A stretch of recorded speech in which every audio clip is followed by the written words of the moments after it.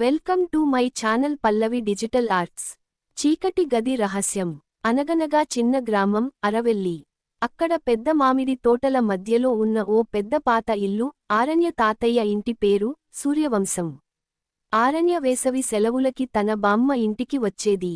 ఆ ఇంటిలో అన్నీ మంచి వాతావరణంలో ఉన్నా ఒకటి మాత్రం చాలా విచిత్రంగా ఉండేది. ఒక పాత గది, ఇంటి వెనకాల మురికిగా ఎప్పుడూ తలుపులు మూసి ఉంచిన చీకటి గది. ఆ గది గురించి అందరూ చాలా తక్కువగా మాట్లాడేవారు. ఆ గదిలోకి వెళ్ళొద్దు అని తాతయ్య తేల్చి చెప్పేవారు. ఎవరైనా తలుపు తెరిస్తే అపశకునం అని కూడా భయపెట్టేవారు. కాని ఆరణ్య స్వభావం అల్లరి, ఆవేశం కలది. అసలు వినిపించుకోదు. అదేం గదో చూద్దాం అనే ఆసక్తి ఆమెను నెమ్మదిగా ఆకర్షించడం మొదలైంది.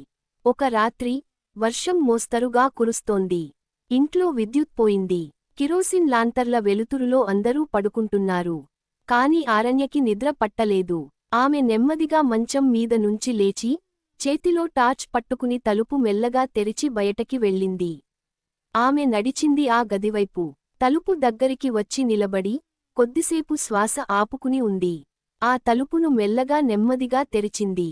గదిలో ముసురు చీకటి, పాత గడియారాల టెక్ టెక్ శబ్దం, వెదజల్లిన పుస్తకాలు, బొమ్మలు మరియు పెద్ద అద్దం. ఆరణ్య తన ముఖం చూసేందుకు ముందుకు వెళ్లి అద్దంలో చూసింది. కాని అద్దంలో ఏదో తేడాగా ఉంది. తన బదులు ఒక చిన్న పాప తన వయసులోనే పాతకాలపు చీర కట్టుకుని నిలబడి ఉంది. ఆరణ్యకి వెంట్రుకలు నిక్కబోడుచుకున్నాయి. నువ్వెవరు అని అడిగింది ఆమె, స్వరం కంపించుతోంది. ఆ పాప నవ్వుతూ, నువ్వు వచ్చావు కదా, ఎట్టకేలకు. నేను ఈ ఇంటి పాత యజమానుల కూతురు. ఒకసారి ఈ గదిలోకి వచ్చి ఎప్పటికీ ఇక్కడే ఉండిపోయా. నాకు తోడు కావాలనిపించింది.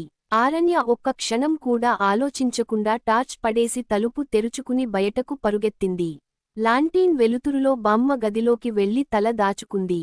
ఆ రోజు నుంచి ఆరణ్య ఆ గది వైపు అస్సలు చూడలేదు.